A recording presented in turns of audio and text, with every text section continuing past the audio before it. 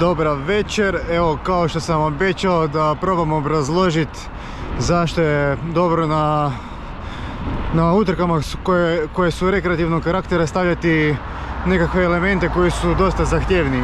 Već znate iz prošlog videa o pregledu staze u Žminju da vas na stazi čeka jedan drop od 70 cm i konkretno unutar mog kluba se digla dosta buka oko toga i dosta njih je bilo protiv, jer više od 90% i to ne može odvoziti i onda kao da to nema šta tražiti na zimskoj lizi, što sam ja onako totalno suprotnog mišljenja od njih, iz razloga što svako kolo zimske lige, bilo koje, organizira jedan od biciklističkih klubova iz Istre, znači govorimo o Zliku. Svaki taj klub ima minimalno jednog vozača koji vozi kup Hrvatske. Govorimo o djeci, znači i stariji, ali i djeca. Ja bi sad ovdje, znači, naglasio to djeca. Zašto? Zato što staze kupa Hrvatske su zahtjevnije normalno od zimske lige.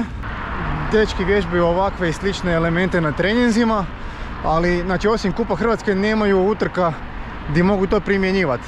Tako da onako to je dosta bez veze, jer čemu vježbaš nešto što nemaš gdje primijeniti, znači osim za vlastiti gušt.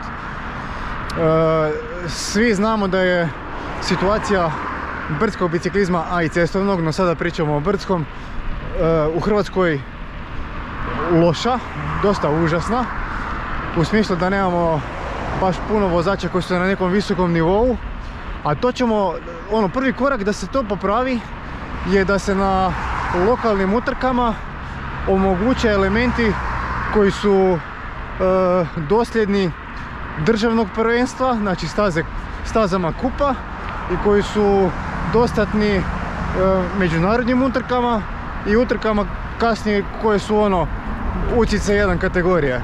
Zašto je to bitno? Jer nema puno djece kojima će klub ili roditelji priuštiti da se odu negdje po Hrvatskoj utrkivati, odnosno gdje će imati prilike voziti takve elemente i staze, a i kada odu, znači to im onda prvi susret sa time i budu loši ili to ne mogu odvoziti. Ako to vide na svojim lokalnim utrkama, znači imaju to di primijeniti, imaju di vježbat, imaju di se poboljšati, i kada dođu na kup Hrvatske ili nakon što i počnu voziti utrke po inozemstvu, znači onda već imaju neko iskustvo iza sebe, nije da se zateknu na nekoj stazi nespremni i da se po prvi puta susreću sa tako nekim elementom. Što je onako, imam dosta primjera, stavit ću vam sad par screenshotova od nekih aktualnih i bivših cross country vozača u nas, koji su onako bili i jesu perspektivni. Pa su to njihova mišljenja koji su mi se javili na Instagramu. Znači svi se oni slažu da bi ovako nešto trebalo ubacivati u utrke. Dakle, morate shvatiti svi vi rekreativci koji ste stariji i koji ne želite takve stvari voziti po stazi, da ne bi bilo u redu, recimo da je to jedina opcija na stazi, da nemaš kuda drugdje proći nego da ideš na tako nešto.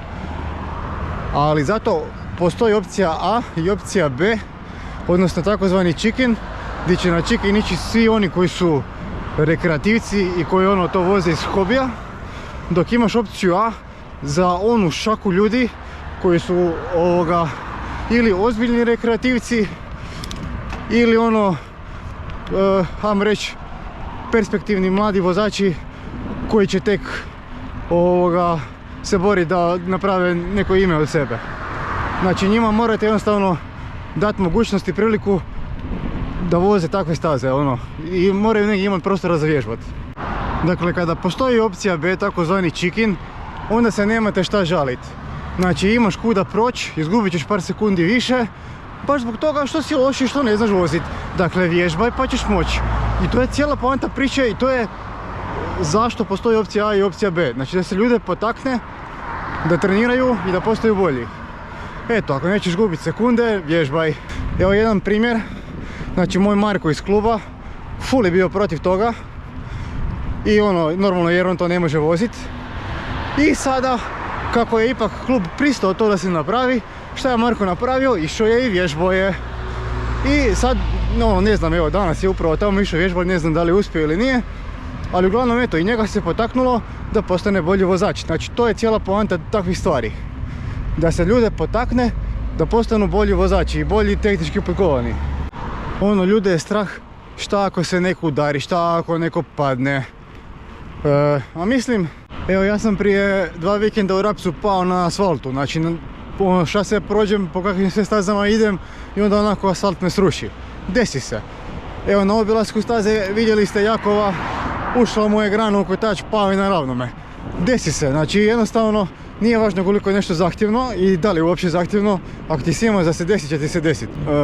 Rekao bi da je cross country opasnija disciplina od endura, na primjer. Iz jednostavnog razloga što ti u cross country imaš jednake brzine, ako ono u nekim dijelovima ne i veće, na maratonima pogotovo, nego na enduru, i gdje voziš poprilično jednako zahtjevne neke segmente, a razlika je u tome što imaš puno manje hoda, znači bicikla koja puno manje prašta i apsolutno si nezaštićen, imaš jedinu kacigu. Dok u enduru imaš tu mogućnost da si ono staviš oklop kornjaču na sebe i poprilično si zaštićen, znači s te strane. I zato nije disciplina za svakoga. Ako te strah tih stvari, igraj šah. I evo, zaključak za kraj. Sam malo živčan pa neću upotrijebiti svoje riječi, ali evo ovo ovdje. Boli me ruka, boli me noga, sve me boli. Vježbaj, pizdati mater. Vidimo se u nedjelju u Žminju.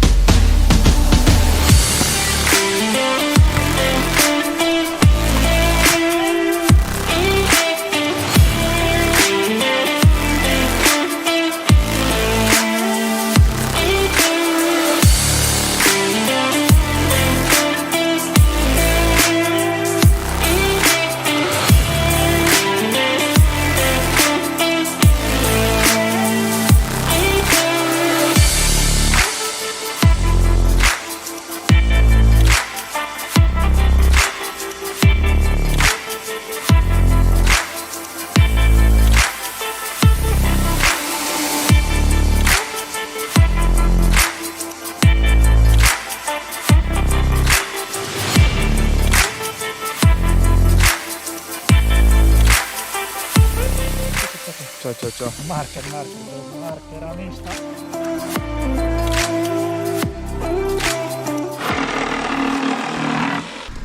Jo. Evo te baš je Mercina.